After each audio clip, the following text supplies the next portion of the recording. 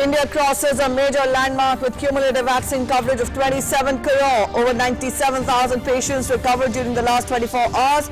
Daily recoveries continue to outnumber the daily new cases for the 37th consecutive day. Vaccination of citizens in the age group of 30 to 44 years to begin from today in Maharashtra.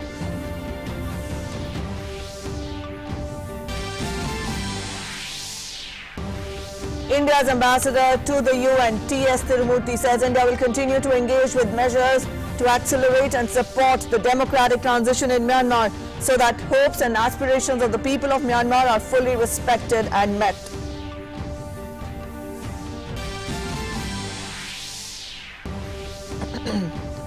UN Secretary General Antonio Guterres pushed the General Assembly to tell Myanmar's military that democracy must be reinstated. Political detainees must be freed and human rights abuses and killings must stop.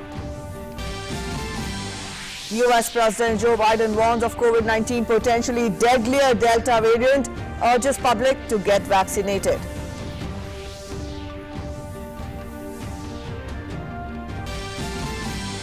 Former Indian sprinter Milkha Singh, widely regarded as the Flying Sikh, passed away last night. He was admitted to ICU on June 3rd due to the dipping oxygen levels. On May 20th, he had tested positive for COVID. President, Vice President, Prime Minister and other dignitaries extend condolences. Rain shadows the second day of the World Test Championship finals between India and New Zealand in Southampton. First day of play called off.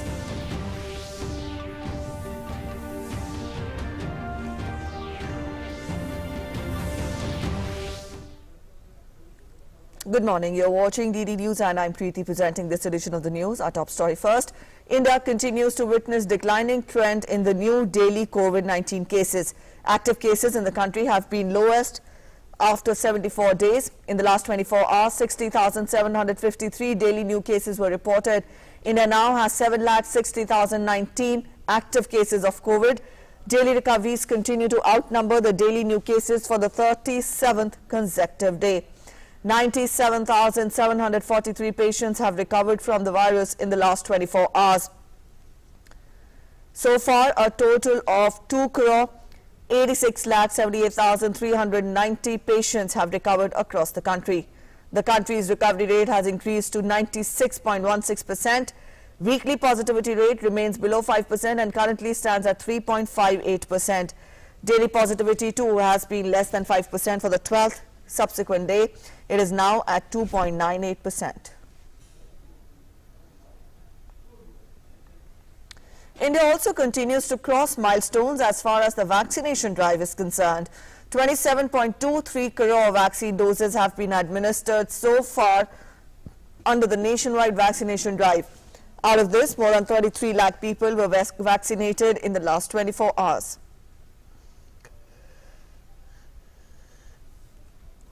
The central government continues to provide COVID vaccines through free of cost channel and also through direct state procurement category to the states and union territories.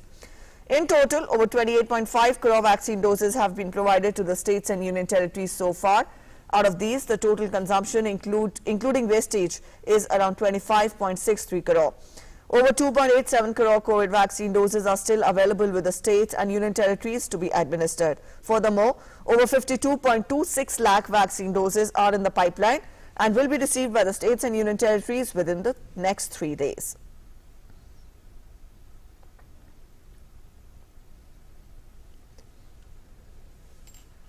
Meanwhile, testing for the virus continues in the country unabatedly to restrict the spread of the virus. On Friday, as many as 19,02,009 samples were tested in India. A total of 38,92,07,637 samples have been tested in the country so far for the virus. In Karnataka, the weekend curfew has been imposed. It began from 7 p.m. last night and will continue till 5 a.m. Monday morning. No vehicular movement has been permitted without a valid reason. The state government has, however, permitted the opening of shops dealing with essential goods and services from 6 a.m. to 2 p.m. during the weekend curfew. Karnataka government is today expected to announce more relaxations starting June 21st. Earlier this week, Chief Minister B.S. Yediyurappa had hinted at further relaxation.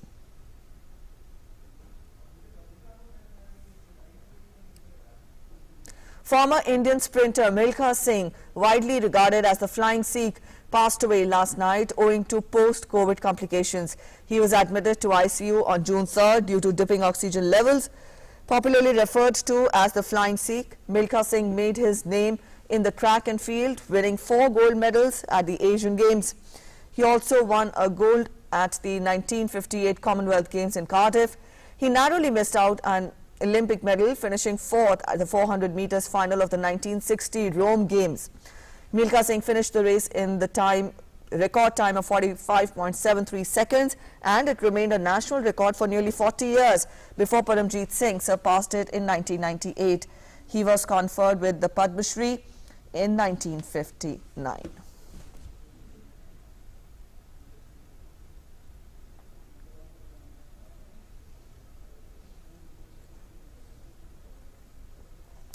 President Ramnath Kovind has condoled the passing away of Milkha Singh. In a tweet, the president said, "The passing of sporting icon Milkha Singh fills my heart with grief. The story of his struggles and strength of character will continue to inspire generations of Indians. My deepest condolences to his family members and countless admirers." Vice President M. Venkaiah Naidu has condoled Milkha Singh's demise. In a tweet, Venkaiah Naidu said, Shri Milkha Singh Ji's heart-touching life journey will continue to motivate many more aspiring Indian athletes to dream big and push their boundaries. My condolences to his family and admirers in this hour of grief. Om Shanti. Prime Minister Narendra Modi has condoled the passing away of Milkha Singh. In a tweet, the Prime Minister said, "In the passing away of Shri Milkha Singh Ji, we have lost a colossal sportsperson who captured the nation's imagination and had a special place in the hearts of countless Indians. His inspiring personality endeared himself to millions anguished by his passing away."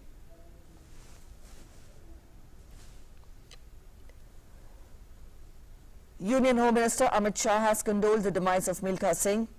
In a tweet, he said, "India mourns the sad demise of legendary sprinter Shri Milkha Singh Ji, the Flying Sikh. He has left an indelible mark on world athletics. The nation will always remember him as one of the brightest stars of Indian sports. My deepest condolences to his family and countless followers."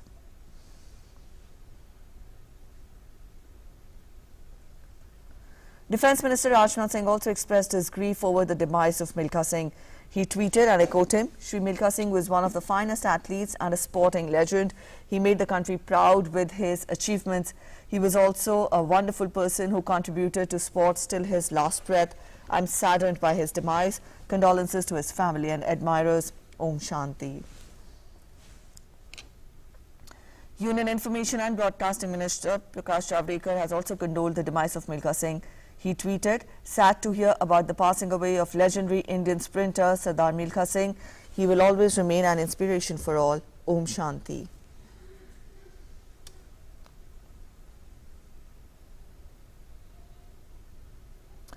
And Deepika Mehto joins us with more on that. Deepika, let us know about the funeral of the legendary athlete, the legendary sportsperson Milkha Singh. We've seen condolences pouring in from all across the country and the world.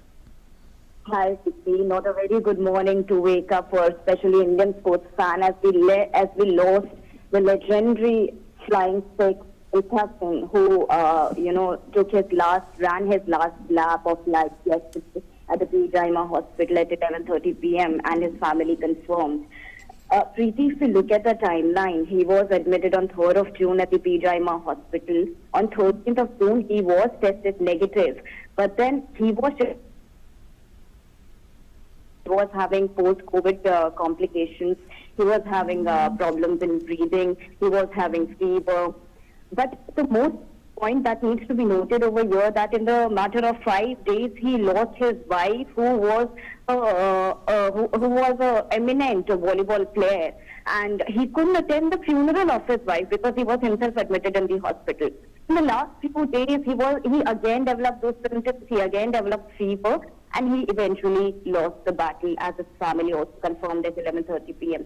His last rites will be taking place in Chandigarh today at around 5 p.m. and details are awaited as how many people can attend the funeral and whether we will be able to join the funeral online or not. But Milkha Singh, as the nation mourns the loss of such a great athlete, Milkha Singh has given so much to the nation. We are awaiting, and many people want to join the funeral at 5 p.m. and we are still waiting for the details to come in as in how he can join via, whether it would be via a Zoom link or how many people can go and attend the funeral, Preeti. All right, Deepika, thank you so much for joining in. We'll come back to you again during the day once more details about his funeral are put forth. Let's talk of other news now. The combined graduation parade was held at Air Force Academy, Dundigal in Telangana this morning. The event marks the successful completion of pre-commissioning training of flight cadets of various branches of Indian Air Force. Air Force Chief, Air Chief Marshal R.K.S. Bhadauria was the chief guest and reviewed the parade. Speaking on the occasion, Air Chief Marshal R.K.S. Bhadauria called upon the cadets to live by selflessness and sacrifice, which will be their sacred duty.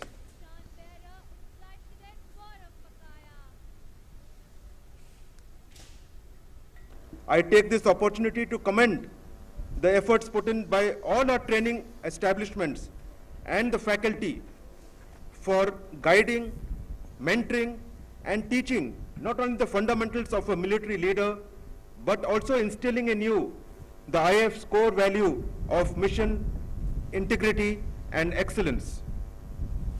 Living by these core values and preserving our glorious tradition through selflessness and sacrifice will be your sacred duty from this day on. The Air Force Chief also said that Indian Air Force has been undergoing rapid, monumental technological transformation to cope with the country's geopolitical security challenges.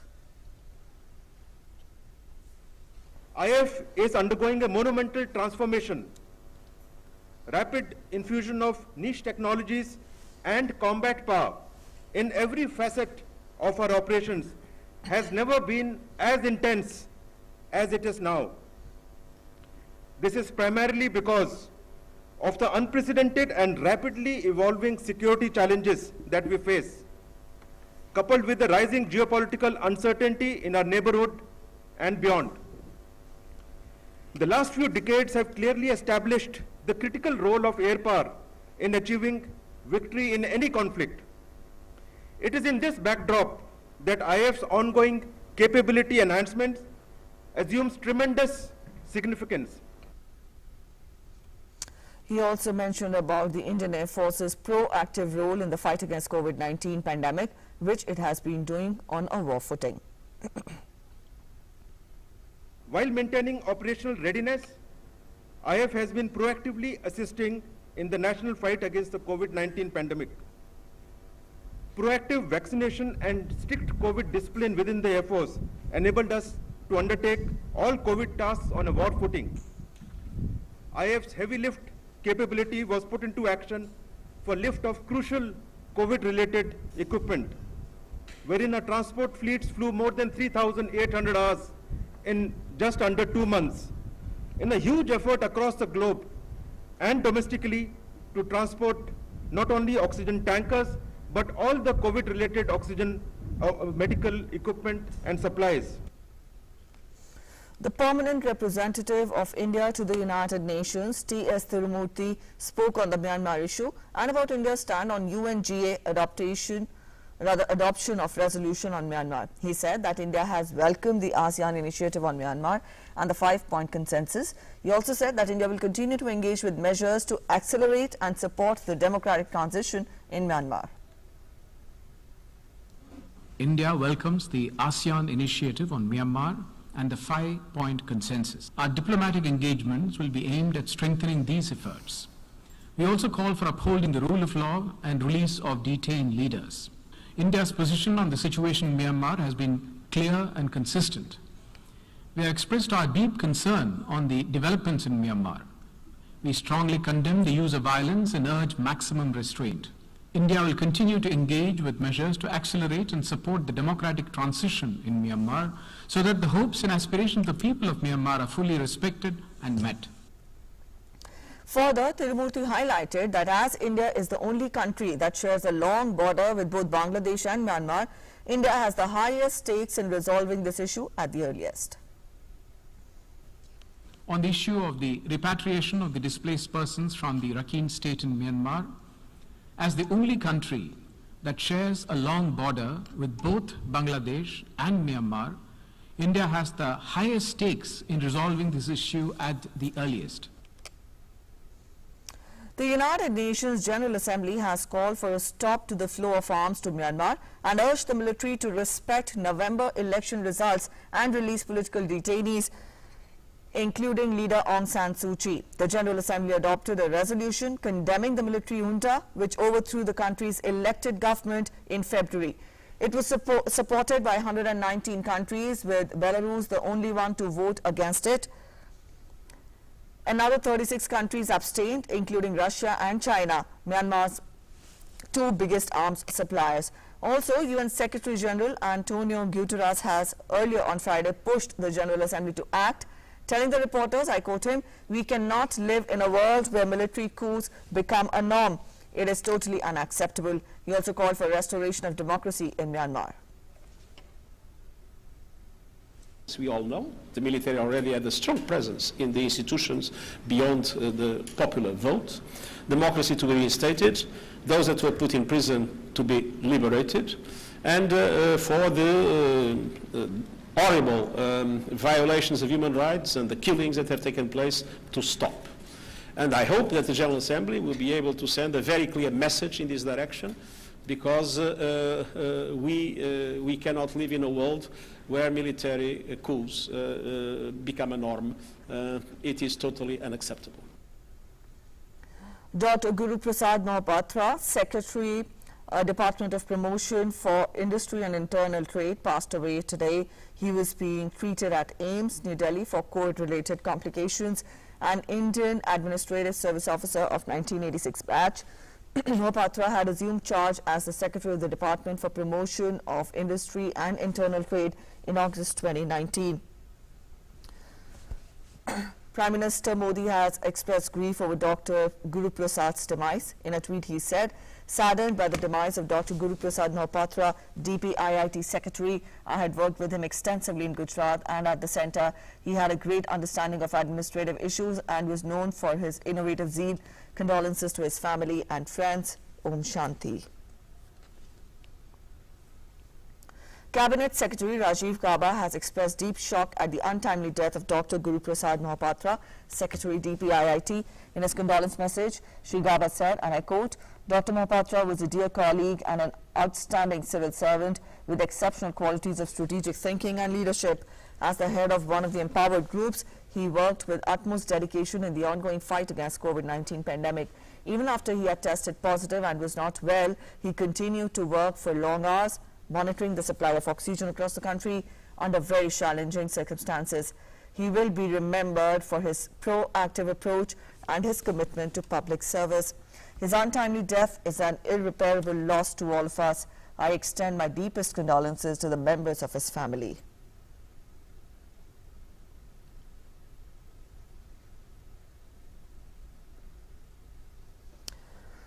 Let's get you updates from the world of sports now. In cricket, the play has been called off without a ball being bowled as it started to rain again in Southampton yesterday.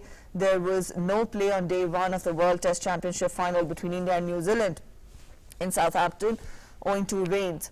The match was scheduled to start at 3 p.m. but the weather ensured that the pitch at Aegis Ball was covered and the toss was delayed. ICC has kept a reserve day to make up for the time lost because of the inclement weather. Rain has been forecast in Southampton for most part of the inaugural title clash in the longest format. India start as the favourites because of the greater options at their disposal, but will go in underprepared.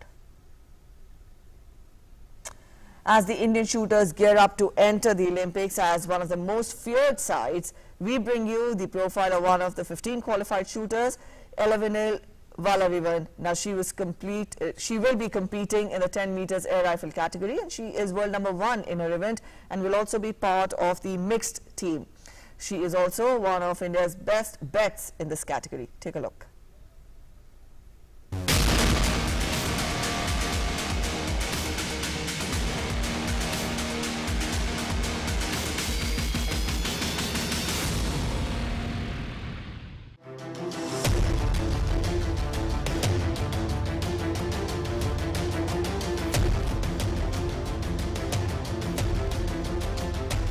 Shooting is one sport where India has done remarkably well in the last few Olympics. In fact, they have won 4 medals, including 1 gold in the quadrennial event. Going into the Tokyo Games, they have managed to secure 15 Olympic berths. We give you a story of a young budding champion who is not just a world champion, but at the same time a #1 ranked shooter in the world. Meet Elavenil Valarivan, who is going to make India proud and would love to unfurl the tricolour in the Tokyo Games. Every athlete wants to own a tricolored jacket. The biggest gift any athlete can get is to get to represent their country. And I think I'm very much privileged in that I get to do it. I met Gagan sir for training in 2017. The first time when I trained with him, it kind of changed my whole viewpoint of the game. With his expertise, I was really able to, mark my skills up to a very good level. There was something different about Ella. There was a spark that was lighting more frequently. I think the team at Sanskar Dham with Neha and all the other athletes and the coaches over there and the staff of Sanskar Dham was absolutely fantastic in supporting this venture. She might be just 21, but Elavenil Valarivan is already the top-ranked women's 10-meter air rifle shooter in the world. She began her shooting journey from the Sanskar Dham shooting range. Her life changed completely when she joined the Gagan Narang Academy. I used to do sprint, I used to do long distance, then eventually I got inclined towards badminton. But I think shooting was the last sport I ever tried, and it just got me attached to it. Actually, Elavenil started this career is an accident. My student, the Riyasha father, called me to come and see how she is practicing. So we 3 went there. There we saw the shooting practice of Riyasha. She gave that rifle to me and I handed over to Elavenil. That was the way it was started, her interest. When I sent Elavenil to Rifle Club for 5 days camp when she was in 5th standard. But people used to laugh at us. लड़कियों को क्यों ऐसा बेचते हैं? ऐसा क्या करेगी इसमें? शूटिंग में क्या है? But we never bothered. The young shooter from Tamil Nadu has had an incredible 2018-19 season when she claimed 3 gold medals at 2 separate ISSF Junior World Cup. The cherry on top came with winning the ISSF World Cup gold in Rio de Janeiro in 2019. She followed that up with another gold at the ISSF World Cup final in China to add to her medal tally. Her consistency at the international stage was soon rewarded with the #1 position in the women's 10-meter air rifle. Representing India goes to Elavenil Valarivan. I won my first senior World Cup medal at Rio 2019, and I won my second World Cup finals medal in Putian 2019. So after winning that Putian gold medal, I became the world #1. And we were awarded with the Golden Target Award by the International Shooting Sports Federation. She is in a right zone, and we hope that she wins that medal. The 20-year-old was eager to build on the momentum coming into the Olympic year. Away from the shooting range after a long while has also helped her disconnect from the sport and concentrate on other aspects of life, something that she believes is important in an athlete's life. Participating in Olympic Games itself is an achievement. Usually in my mind training sessions, we try to work on my thought process, what happens during the competition and what generally doesn't happen during the competition. And we work on this, we work a bit on breathing, on how the breathing should be during a stress period of time, how it should be, and during normal period of time, how it should be. Consistently excelling in the National Rifle Association's Olympic qualifying cycle, she is now focused on the ultimate prize, a gold at the quadrennial event. Elavenil is an inspiration for the new India, a new generation of women athletes who are fearless. In Tokyo, she will be carrying the hoops of a billion population. Taposh Bhattacharya's report, DD India.